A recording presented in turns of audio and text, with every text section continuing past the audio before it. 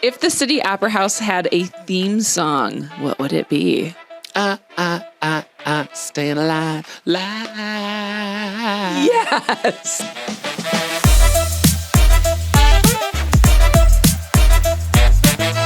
All right, we are back for another episode of Bleep the Budget. I am your host, Megan McDonald, Forefront Credit Union Senior Community Relations Specialist. I am joined today by the ever so fun and awesome Chad Lindsey. He is the executive director of the City Opera House, a guy who is proving that big ideas don't always need big budgets. From revitalizing events to reimagining how a nonprofit connects with the community, Chad is turning this historic space into one of downtown's most exciting hangouts. Chad, welcome to Bleep the Budget. Thank you. Thanks for having me. Was that intro all factual and correct? Absolutely. It was good and remarkably polished considering you're not reading it. Considering I am not. It was good. You stop it, Chad. I was like, wow, what is she looking at? Those words are all in the right order. Yes, they are. Well done. Not always, though. Mm-hmm. Okay, so warm-up questions for people who don't know what the City Opera House is, because while we are stationed here in Traverse City, we have to keep in mind that not everyone is. They're not. What is the City Opera House? What do you guys do? Well, thanks for asking. It can be confusing because it is neither a house nor do we do opera, and we're more of a town. So it's just a string of lies. City Awesome. City Opera House is a 680-seat performing arts venue that was very wisely designed in 1891, opened in 1892 as a community gathering space. So in addition to hosting performing arts events, we also are organized. The floor can be opened up and we can be like a seated dinner. So we do weddings and we do corporate events and we do community meetings. So it's really a community meeting hub that doubles as a performing arts venue. So you guys are a nonprofit, but is it fair to also say that the City Opera House is a business too?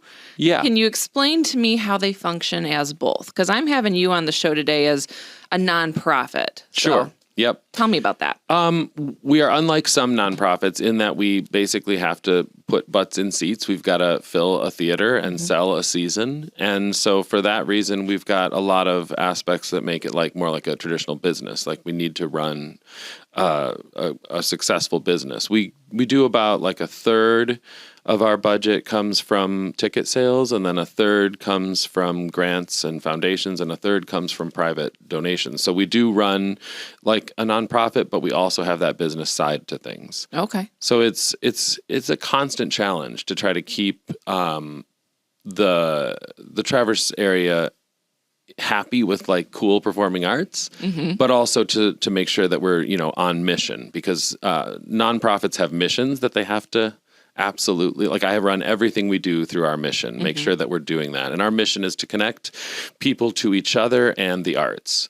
And so there's two halves to that mission. One is to connect people to each other, and that's the community gathering space kind of idea. And then the arts is the second half. Okay. So like upcoming, we have like a holiday hideaway. That's really just kind of a party. It's going to have performances. It's going to have, a place to gather, but we're going to have Cherryland Humane Society and some puppies to have fun with. Stop it. Yeah, puppies? Yeah.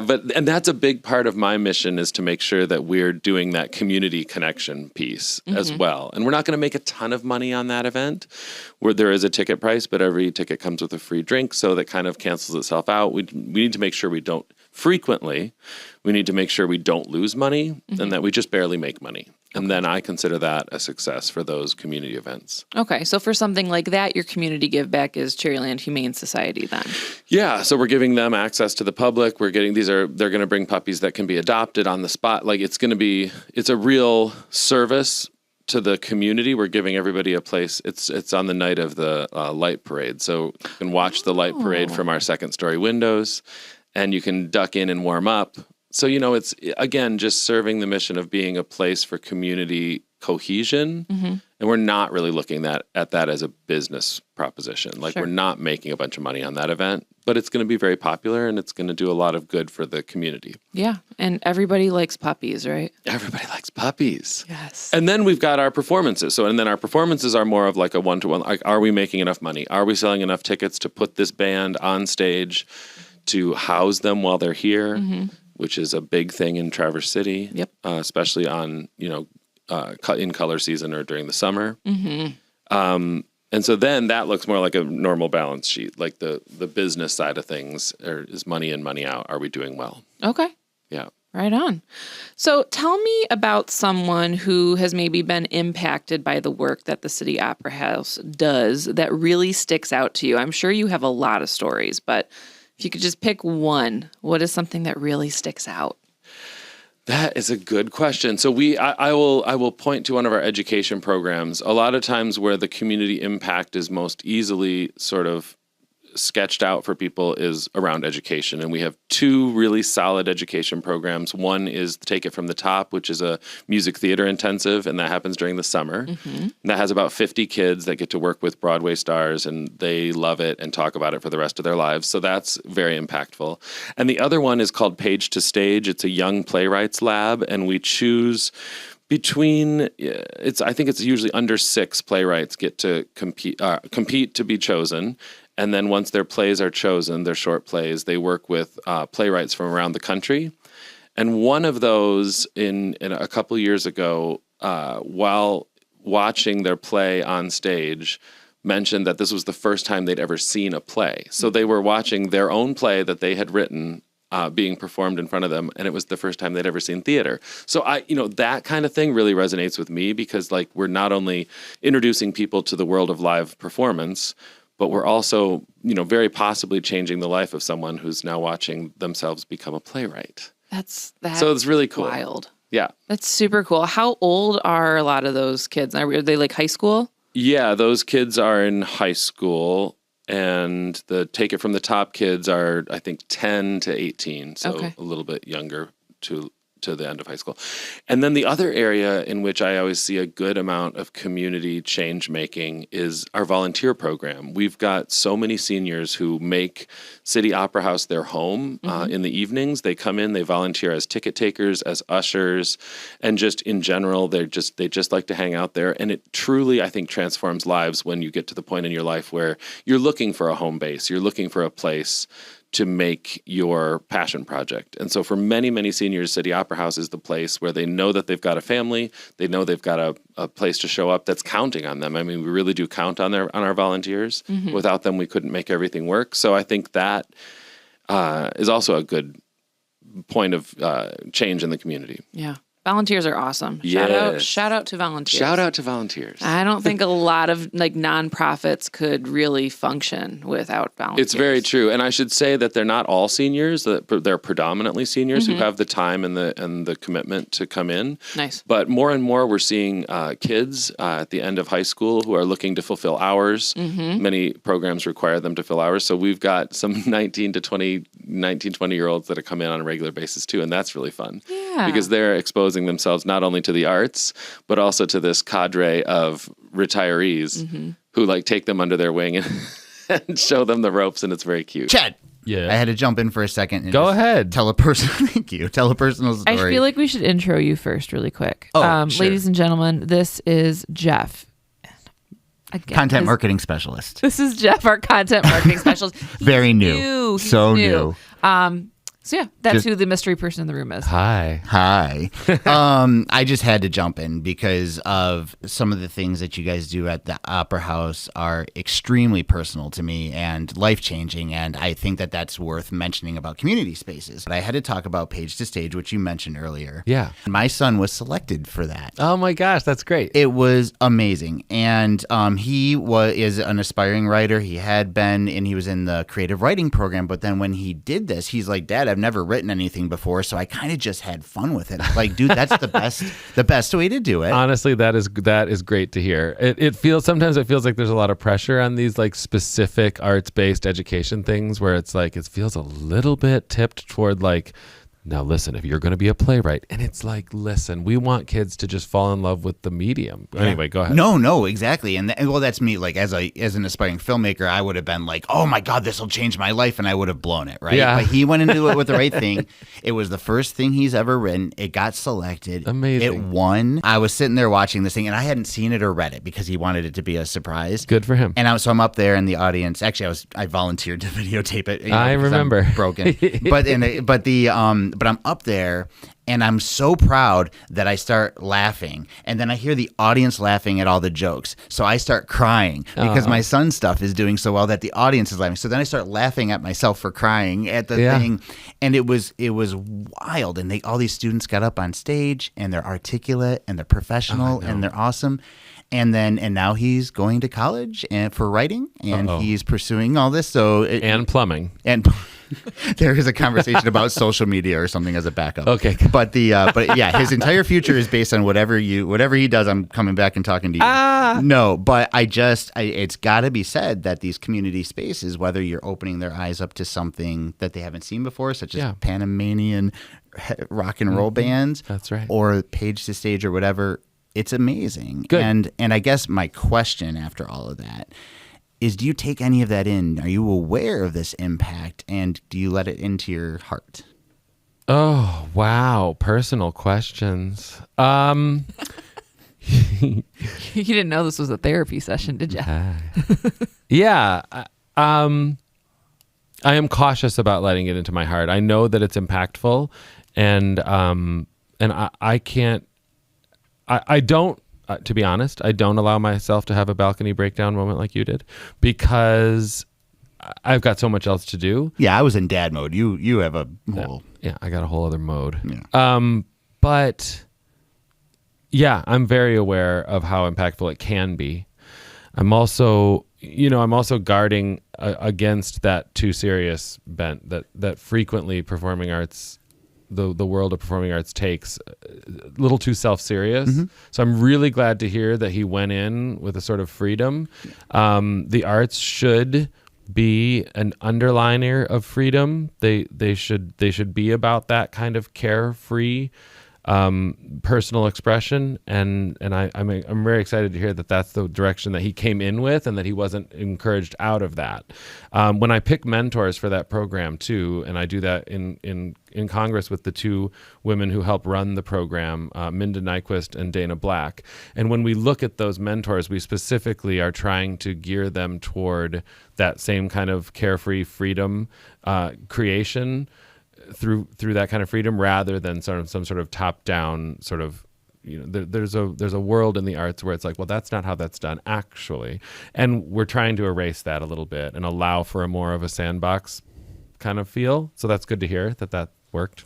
Anyway, thank you for letting me jump in. I just had to mention that because that was a huge... Oh, that's so great. No, it's really, it's life. Good. It warms my heart to hear about it. And this has been Therapy Moment. No, that's a Jeff, that's awesome. Super cool full circle moment just to have you in here listening and working on social stuff for us. Yeah. That just proves it, that you guys have a huge impact. That's awesome. What is something that you think people misunderstand about the community that the City Opera House serves? Well, I think we just went over one of the things. I think people are used to the Opera House. For one thing, it has the word opera in it, so people already assume that you're dealing with like sort of an older crowd, and that we do something that might be classical or stodgy even. Mm-hmm. And the fact of the matter is, our next show is a couple of young dudes. One's from Memphis, one's from Appalachia, and they're going to do singer-songwriter stuff. They're unbelievably, geared toward a much younger audience. And we get younger audiences. We do rock and roll bands, we do kids shows, we do comedians that really are, span a really wide audience. Mm-hmm. And so I think, it's always been an uphill battle, the name City Opera House. It's our historic name, so it's not going anywhere. But there are a lot of misunderstandings and confusion around what we do. It's not opera. And it's not just a bunch of old ladies. Well, okay, I gotta ask though. Have you ever had opera there? No. Recently, do you have any plans to ever have opera? No, it's so funny. So since its founding, it's never seen like a fully fledged and produced opera. Ever? Like, did you? No, 1892 on. Never opera. Yeah, never. And the reason it was called an opera house is because in the 1892, in that era, the late Victorian era, when it was built, the word theater was associated with women of ill repute. I like how you put that. Theater was not considered socially acceptable. It was considered sort of directly adjacent to a red light district. It was not so things weren't called theater. unless that's what they were. They were called, an opera house was elevated. An opera house was appropriate for society. And so it was called, as were the 47 opera houses that existed in Michigan at one time. They were all called opera houses. They were civic centers, basically. They were what this building was intended to be, which is a gathering place. When it was built, the only place people could gather in Traverse City was the old women's library on Cass, and it only held a couple hundred. And so the women of Traverse City really brought City Opera House into being. It's frequently credited with being built by the three brothers-in-law who had the stores on Front Street. Okay. But really all they wanted was the stores. They wanted to do business on Front Street, and it was their wives who banded together and said, well, if you're going to build 3 stores on Front Street, can we please have an opera house? And it ended up being above those 3 stores. Wow. Yeah. So there's much history. You didn't know this was a history podcast. Oh, I mean, it is now. It is whatever kind of a podcast you want it to be. Yeah. So that, so it was never opera, and I mean, has opera been sung on that stage? Yes. Just 2 weeks ago, we had Broadway's longest running Phantom of the Opera, and he sang a little bit of opera. Okay. In the past, we've had people come in and do an aria here or an aria there, but there's never been like a realized opera, like from beginning to end, like you might think of an opera. I want to set the stage a little bit for more what we're talking about, bleeping the budget. Bleep the budget. I think people who run nonprofits are like Olympians in my head. We're just very confused. Why are we here? Not to say that Olympians are confused, but yeah. Olympic athletes. And yeah. you guys are definitely running marathons opposed to sprints, would you say? Mm-hmm. That's very true. What was the City Opera House like when you first took your position? Speaking of all that. Financially. Yes. Well, it's interesting. Many nonprofits struggle in this area. It's very hard to run a nonprofit. You're always asking for money. You're doing something that everybody knows is a community good, but no one realizes isn't properly funded. So you're almost always running at a deficit. You're almost always running with too few staff to do the work that needs to be done. And you're almost always begging for money. And that is always been sort of part of just an accepted part of running a nonprofit. And I'm looking to make sure that gets changed as well as I can. Mm-hmm. When I inherited City Opera House's finances, we were in a really confusing time because we had just come through COVID. And so we were still dealing with the effects of COVID. Mm-hmm. And COVID had 2 major impacts on performing arts centers. I was running one in Brooklyn at the time. Obviously, nobody could gather, so all of a sudden, all of your revenue was gone. Mm-hmm. And then at the same time, the government stepped in through the Shuttered Venue Operators Grant System, which was called SVOG, S-V-O-G, mm-hmm. and started throwing money around. And so and then the PPP. So at first, everyone thought everything was going to collapse because there were no audiences. And then the government stepped in with a bunch of piles of cash and started throwing money around in a relatively ungoverned and ungovernable way. Mm-hmm. And so I inherited a set of books that had been carefully cared for, but just did not represent reality. There was all of this money coming in that just wasn't sustainably, it wasn't going to be there forever through the SVOG. And then there was no money coming in through ticket sales. And then City Opera House had just ended sort of a major capital campaign. So there was a little extra money coming in from that. Mm-hmm. All of that was poised to dry up the minute I walked in the door. So it was a little nerve-wracking. What do you even say to that? How did you walk through the door? I did Did you know? Like a leap, and then I landed on both feet. That's good. No, like a cat. Knew. Yeah, like a cat. I was like a cat. I knew that I had requested the couple years of budget before I took the job so that I could look back and see the health of the organization. And I probably should have asked for 10. But I had an idea that there were certain budget lines that were inflated artificially because of the government money, and that there were certain things that had that were a little wobbly and would need to be righted.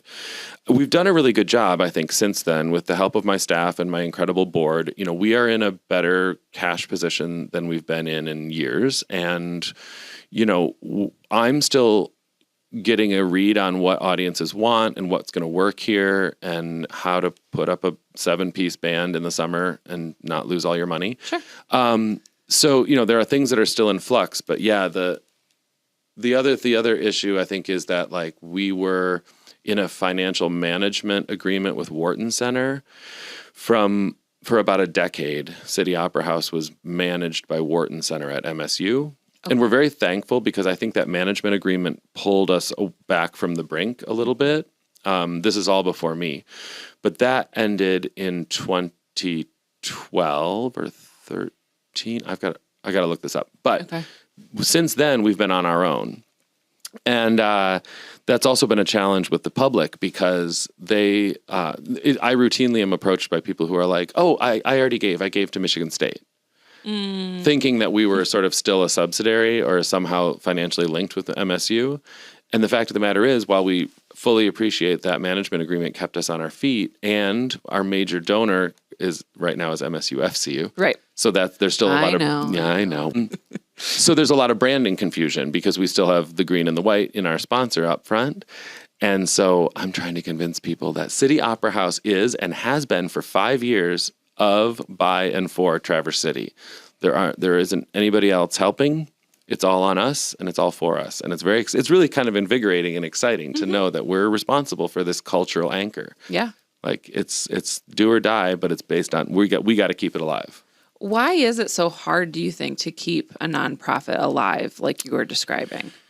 Well, in the case of a historically anchored nonprofit like ours, that just seems like it's always been there because it's been there for the last 4 generations of people.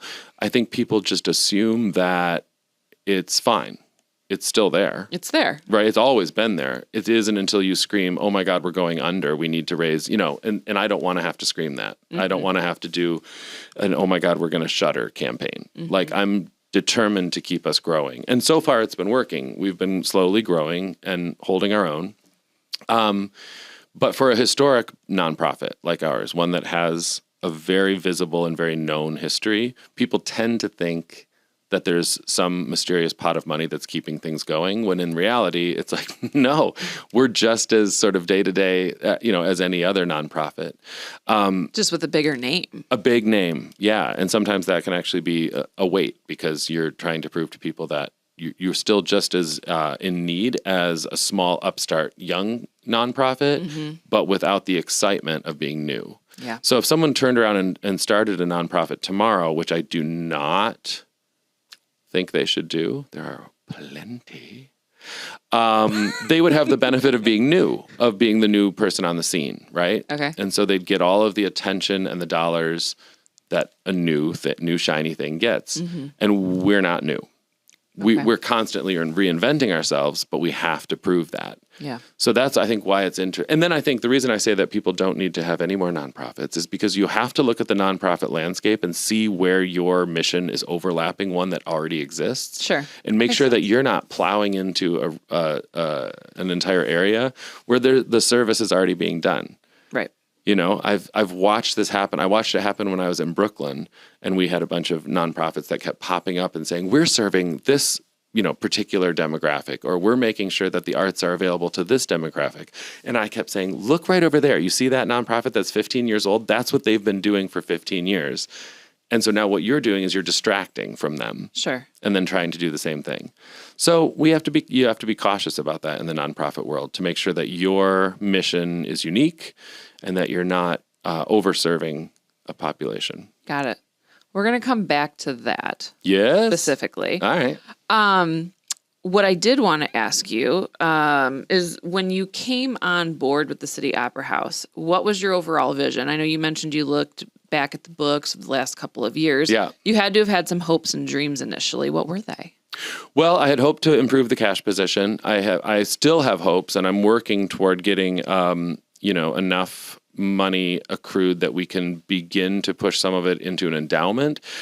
Nonprofits really flourish when they have money in an endowment, when they can know that there's money there and that they're making money off that money to use for programming. So I'm still aiming at that. But to start with, I wanted to make sure that we were coming out of COVID and the closure period strong, and that we were encouraging people to come back to the theater, to get out from behind their streaming service in the evening and remember how great and how fun it is to be in a room full of people laughing at the same joke. Yeah. Yeah. And so that was a real challenge. And part of that too was to realize the part of our mission that says, that we are going to connect people with each other. And so things like this holiday hideaway with the puppies and the music and like just having parties that put people in the same room and get them comfortable with being out again and to remember how great it is to have a date night that's not in front of the television, but that's like out. I don't even know what that is I don't anymore. either. Now that I'm a new mom, I'm like, Oh, so people leave their house? do they? I don't know. To go somewhere other than work. The other challenge is that our theater is on the second floor. So on the first floor, there's just a door and some windows. Sure. And we didn't even have a marquee. So since I've gotten here, no, this was started before I came, the plan to get a canopy out front that had our name on it. But since we actually got it on the building finally. And I think that helps because just to know where we are, and people would say, oh, the City Opera House, and they'd get it confused with Old Town Playhouse, or they'd say, where is that? I think I've been there. And I thought, oh my gosh, if any business had somebody say that to them, oh, I think I've heard of that. Where is it? It's been there for 134 years. You don't know where it is. And it's funny because I still run into people who are like, I've never been, like I gave a speech yesterday to a group of people and I said, raise your hand if you've never been to City Opera House. And there were probably 9 people, all of them lifetime Traverse City residents who raised their hands. And I was like, you need to talk to me after class. We need to get you in that City Opera House. Yeah. But unless you're invited, unless it's very clear where you are and what you do, unless you're shouting your mission, you can't blame people for not knowing you exist. Sure. That's what I think. So a place that all different kinds of people with all different kinds of interests can come and gather then. How do you balance honoring the history of the City Opera House while still making it feel like it's new and fresh with this awesome energy that you're bringing to it? That is a spectacular question because it is something that I think about all the time, and I'm trying to just trust my instincts and not go too far in any one direction. I'll give you an example. Everyone thinks it's an opera house, so they already are worried that it's too elevated, that it's too she, it's too, I don't go, what happens there? Is it opera? And I have to constantly convince them that it's not. But at the same time, I have to bring forward national level acts that are solid, that are that are virtuosic, that are good enough for the incredibly elevated palette that Traverse City has. I mean, we demand, I think we kind of punch above our weight here. That said, this spring I'm bringing a performing puppies show that I saw last year. I definitely consider that elevated. It's so good. And I got to tell you, having little puppy dogs drive cars on City Opera House stage just makes me happy. I don't know. If it doesn't make you happy, I don't there's know something who you wrong are. with you. Then who are you, really? We don't want to be your friend. But but I have gotten looks. I've seen glances, and they're like, "This is City Opera House," and I'm like, "Yeah, exactly. A place where people are going to enjoy themselves." I mean, that's part of the spectrum of delight. Like, you have to make sure you're delighting everybody. Not all the time. That would be impossible. But I'm really motivated to keep pushing the envelope. Well, speaking of money, new ideas are super fantastic and awesome, but they do obviously come with a hefty price tag occasionally. Or maybe they don't always come with a hefty price tag, but they do cost money. They do. How do you still continue to come through with all of these new creative ideas?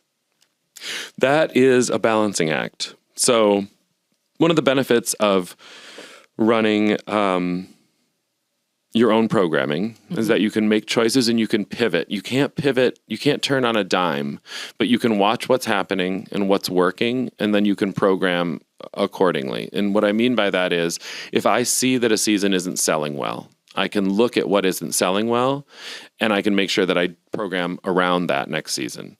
I can look at what's happening in the fine arts part of what happens at City Opera House, and I can allow it to perform less well if I add a few rentals. So I can, it's always a balancing act. So if I have a new idea, I need to provide a cushion for it to fail. And so if I'm putting a bunch of money into a wacky idea that I have, I need to make sure that our bottom line is bolstered by something known, like a rental. So, and by a rental, I mean like it can be a wedding, it could be a corporate event, or it could be an outside arts organization that rents City Opera House to produce their own show. Okay. And that happens from time to time, especially with the tribute bands. There are a few tribute bands that want to just rent your space. We do ticketing, but they just pay us rent, and then they keep the box office. Okay. And so if I do that, that's a known amount that's coming in. I don't have to worry about selling tickets. They worry about that. I'm getting the rent. So I can do a balancing act where I'm spending some money to buy a show, and then I'm counting on some rentals. And I can it's kind of like I move through the year balancing those two realities. One is certain income, and the other one is a risk. And one of the biggest issues that I'm having right now is how much money to put into marketing. Marketing needs all the money. Yeah, it needs I'm all in the marketing. money. You're a marketing person. I am a marketing person, yes. Well, it's confusing because the space is really busy right now, right? And getting eyes and ears to even know what's happening at City Opera House is a major financial undertaking. And you have to decide how and when and where to spend like an astonishingly small marketing budget. Happy accidents. You're talking about all this cool stuff that you're bringing and how it is a balancing act. Have you ever had something that has been a happy accident that maybe you didn't think it was going to do great? Maybe you didn't even think of this idea and it happened and it just was like, bam, this is awesome. Let's go. Let's go. Happy accidents are fantastic. They're not something you can count on, so they make me nervous, but I admit that they do happen. I'm trying to think of one. I mean, I already talked about this puppy dog show that's coming, the performing dogs that drive the cars and climb the ladders and go across the ropes. Is that a happy accident? Well, they came to me last year and they said, we're in your region. Can we rent your space and do a show? And I was hesitant because I was like, I don't know if we do performing dog acts on City Opera House stage. But it really just fell in my lap. And it was one of the only shows that I watched all the way through. I loved it. The kids, they pull up kids on stage. It is a great show. And as they walked out the door that night, I booked them into the season this year. And I consider that a happy accident because this wasn't something I went out and found. They found me. And all I had to do was have the brains to say, don't go anywhere. We'll see you next year. Okay. Because that was an A+ show. That's awesome. And so I think that might qualify as a happy accident. Well, tell us, when are they coming? In February. It's coming right. February? So those puppies are coming in February. This upcoming February 22nd. Wow. It's going to be a great show. Do you ever get scrappy, excuse me, or unconventional to make events or upgrades work? You're like every day. I was going to say, I don't know. I am 100% scrappy at all times. Yeah, we are scrappy. We have to be. I mean, we reuse things. We make do without. The entire team, we have a relatively small team that runs City Opera House, and they're all fantastic, but we all do everything. I mean, the number of times I've had a vacuum in my hand in the last 2 weeks is at least twice. We do a little bit of everything, and we have to, and that is that's another big part of nonprofit work, is that there aren't enough people to not do a little bit of everything. You know, everybody's in on marketing. Everybody's using their socials to push what you're doing. But I had to take a dead seagull off the roof. I remember that story. Yeah, I mean, like that's always my go-to because it's like somebody's got to do it. We don't have a seagull removal squad.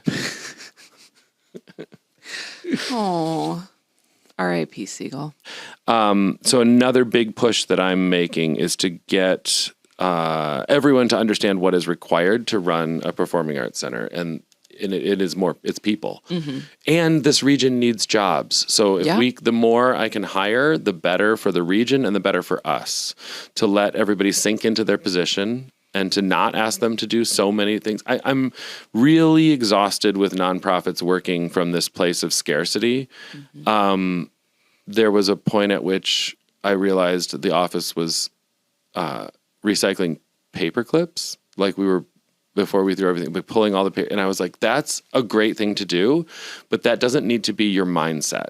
Like, if we can't afford paper clips, we can't afford to be a performing arts center. You know what I mean? And so I was watching people be like, don't throw that away. I need that paper. And I was like, oh my gosh, we've been operating from such a scarcity perspective for so long that actually inhibits growth. Yeah. And if you can't grow and dream of what's next because you are saving paper clips, again, save a paper clip if you want to save a paper clip. But it's more about the mindset of scarcity versus audacity. And you have to be audacious. Yeah. And you have to risk a little bit in order to get anywhere.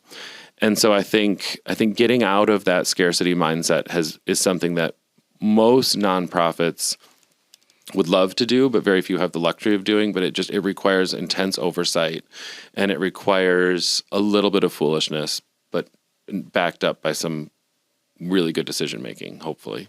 And new paper clips. They're just paper clips. Also, who's using paper? That is a fair point. The digitization of all of our files has begun. Okay, this is a fun, quick little segment I want to do. Sure. Money Minute. I'm going to ask you a series of random questions. Some are random. Okay. Some actually have to do with things that we're talking about. Money Minute. Are you ready? It's a money I need you to minute. answer in the first thing that comes to your mind. Waffles. Fair. Okay. First question. Okay. What is your favorite food? Pizza. Not waffles. Okay. I don't think it's waffles. This is a hard one. I love food. I love food too. Okay. Okay. Pizza. What do you like on your pizza? I don't know. Now I'm thinking, well, because here's the deal. I really like comfort food. Have you ever had Cole Cannon? The heck is Cole Cannon? Cole Cannon is a Scottish dish of like stewed leeks and mashed potatoes and garlic. I'm there. Okay. It's I like it. so good. And maybe like rough greens like kale. Yeah. And it's just all mashed together. It's so good. Okay. Make yourself some Cole Cannon. All right. Okay. Right on top of that. That's my favorite. My favorite food is Cole Cannon. Okay. We'll go. I don't even know how to spell it. I don't either. All right, onward. What is the most surprising thing that people don't realize costs money to run a city opera house? Paper clips. Paper clips. No, it's housing. Like when we're in the business of bringing world-class performers to Traverse City, and no one realizes they have to stay somewhere. Pettiest purchase for the city opera house that you will defend till the death. I just got a box office open neon sign that's on Front Street a couple months ago, and everyone was like, why are we spending money on that? I was like, because people don't know when we're open. And so now there's a neon sign that says box office open, and it tells two stories. One, that we're open, and two, that we're a theater, because the words box office don't occur on any other buildings in downtown. Okay. So I think it kills two birds with one stone. What is the most creative way that you have ever stretched a dollar? One of the ways that I've been able to stretch dollars routinely is by making purchases instead of renting things that I know that we're going to use in the future. So I think part of the sort of mindset of scarcity had always made it difficult to imagine purchasing the thing, and rather let's just rent it for the night we need it and then get rid of it, and we don't have to pay for it anymore. And part of that is storage, but a big part of that is having the foresight to say we are going to need this glassware for the next. We can rent it to weddings, we can have it, we can work on it. So I think it's about spending wisely and taking into consideration a very robust future, and then just making that spend up front. And then watching as it pays for itself more quickly than you thought. Yeah. I think that's the best way to do that. Love it. What is your best budget win moment this year? My best budget win, I think, is a category. And that category is rentals. And that in the subcategory of rentals is the thing I was talking about earlier, which is the tribute shows. Okay. So I made a sort of deal with one particular company that books tribute shows nationally, and I made a rental deal with them that has really paid off. Not only do people love the shows, but they come in as rentals, so that those are the ones that I know what the rent is, and I can count on that money. Okay. Because if I were stuck doing marketing for all of those shows, it would be an unknown as to whether I was making any. Yeah. Because you have to sell seats, and if you don't, then you're But a rental might be slightly less, but it's certain. Yeah. Yeah. 5 people might show up, but It's not my problem. yeah, I love it. Okay. So, and they're great, but they've been a great partner. And it continues to be one of the best budget win stories, Awesome. I think. What about your biggest expense moment that you had? Again. Well, I have to go back 2 years for the biggest one. Is that okay? Yeah. Right off the bat, I decided to bring the very talented and incredible performer, Tony Danza. Oh. Do you remember this? I don't. I think I probably That's didn't okay. spend enough on marketing. Because he was expensive. The show was fantastic. He tap dances. He was in Who's the Boss? Yeah. And then he did he's still on TV and does movies, but he is a great singer. And so it was like having Tony Bennett he's got a great voice. He does standards. He talks, like an Italian New Yorker. He tells stories. And then he tap dances, and he's just electrifying. And I either misjudged there are so many things that I could have maybe done differently in retrospect, but it was a very expensive show and it did not sell well. And I spent, I think, 8 months afterwards filling that hole financially. It was just a complete catastrophe. And I'm okay with that. Hey, you're still here. Yeah. They didn't ditch you. Yeah. They can. They could have said, get out of here. That's enough. Tony Danza, how dare you? If the City Opera House had a theme song, what would it be? Staying alive. Yes. Yeah, because we are. It's, and that's my undergirding, my reason to be, I think, is to make sure that the first 134 years are followed by at least 100 more of vibrant delivery of fun times to the Traverse City region. Yeah. She deserves to stand there for a long, long time doing cool stuff. I agree. Yep. She's a beautiful thing. Yep. What is the one thing that you absolutely, positively refuse to cut from the budget? You will die on this hill. The people. I mean, thanks. yeah, the people matter. It's the thing that needs the most work. Again, budgeting for the people that make it. It isn't. I think people think that the shows just come and then. I've got people running around getting them dinner. I've got people, cleaning the trash out and cleaning their dressing rooms and flipping the space in overnight between a wedding and a show, which requires, moving 22 tables and 400 chairs. And there are people working there day and night. And so the people that keep City Opera House operating are the only thing that is essential, and heat. Because we can't have a pipe burst. What is something that you wish you could splurge on, but you haven't been able to just yet? People. It's a lot of the same answer over and over again. No, I think I'm working on writing a few grant proposals for different things. One of them is a new lighting system. The lights that light the stage are still incandescent, which means that they get hot, which requires a lot of cooling in the summer. So we have to air condition against the heat of the lights. Oh, yeah. And so I would be interested in splurging, and I'm working to try to raise money for an entirely LED lighting grid, which would run cooler with 1/6 of the power drain, and also give us full color spectrum. So right now we can light the stage and we can light it kind of cool. Mm-hmm. And then if it's morning, we can warm it up a little bit. Love that. But if we did a full LED replacement, we could slam everything to fully green and then pink. And then you can do rotate, the new instruments that are available theatrically are incredible full spectrum, high intensity lights that will really change the performance, the level of spectacularity. Mm-hmm. Not a word. It is now. What is your personal screw the budget moment that you think you will continue to splurge on guilt-free? I think bringing newer, more challenging shows once or twice a season I'm not going to stop doing.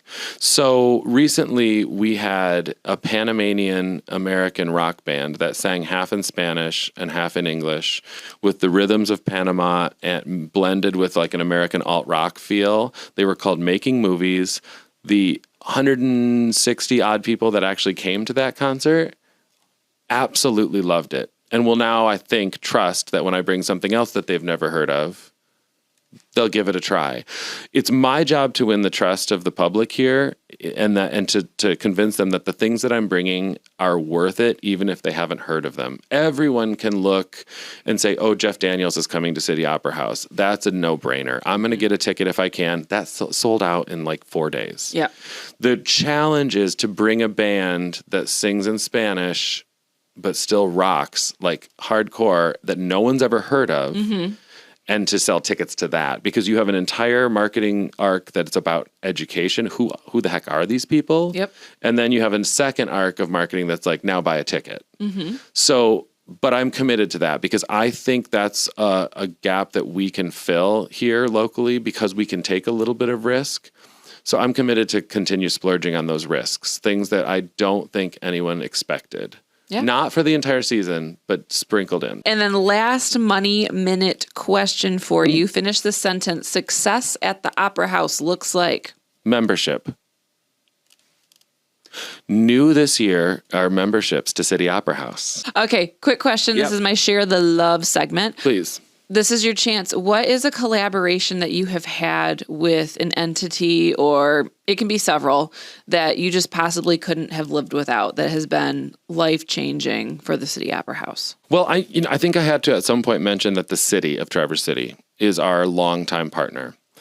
And we could not operate without them, that they own the building. We rent the building from them. Our nonprofit rents that building from them.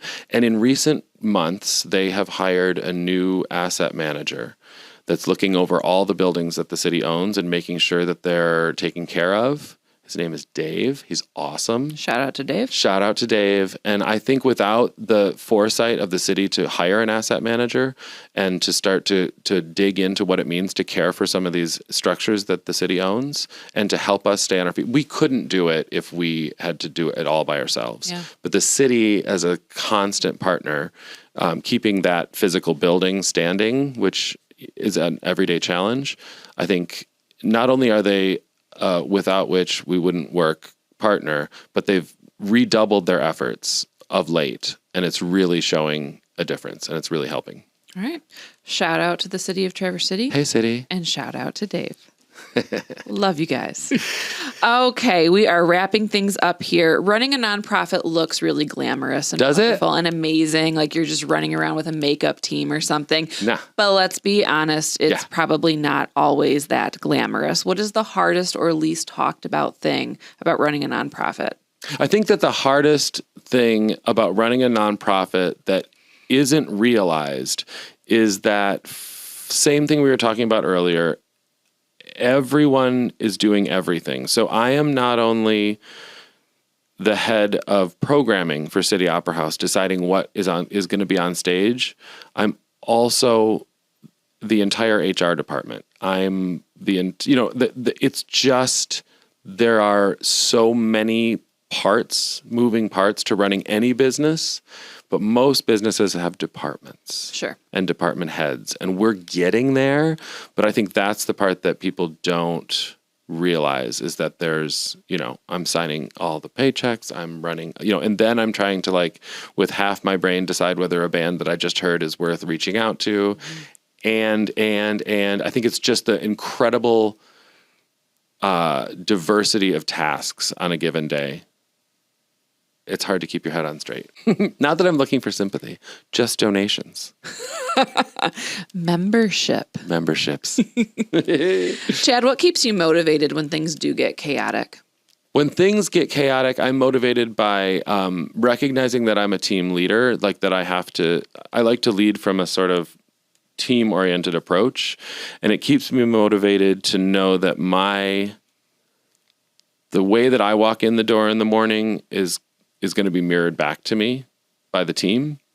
So I just know that I have to get on the right side of the day and keep things optimistic and hopeful in order to make all of the things that we've started work.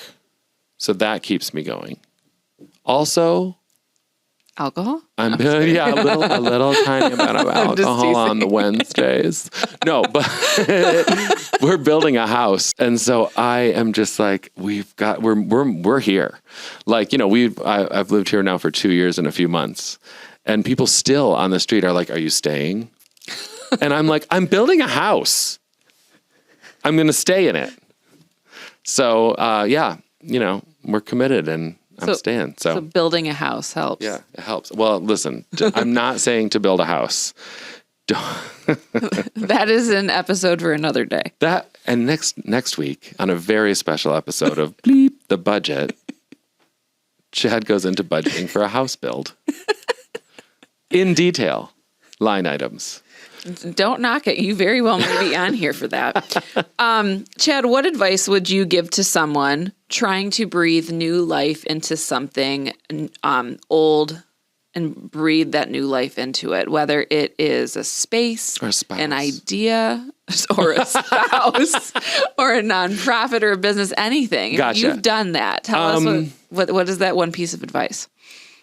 I would say you have to be available and you have to make it yours. Like, don't do things that you're not comfortable with personally, because you are going to have to show up and speak to the things that you've done.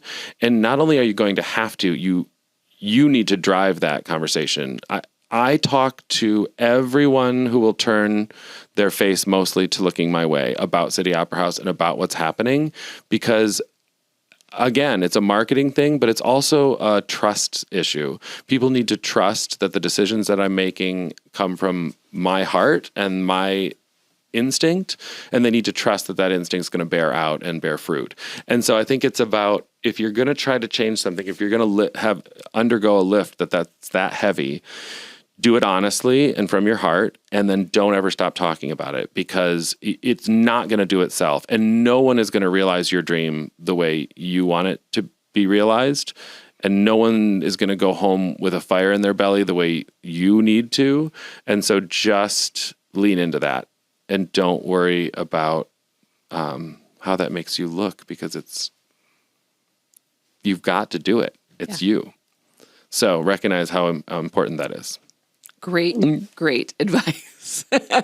Well, Chad, thank you so much for being here. Thank you. I hope I was interesting. You are super interesting, Chad. You're always interesting. Get out of town. You are. CityOperaHouse.org. And thank you for proving that sometimes the best things happen when you do bleep the budget. You got to bleep the budget. Yeah, you do. And you think you think big anyway. Yep. Thanks for tuning in to another episode of Bleep the Budget.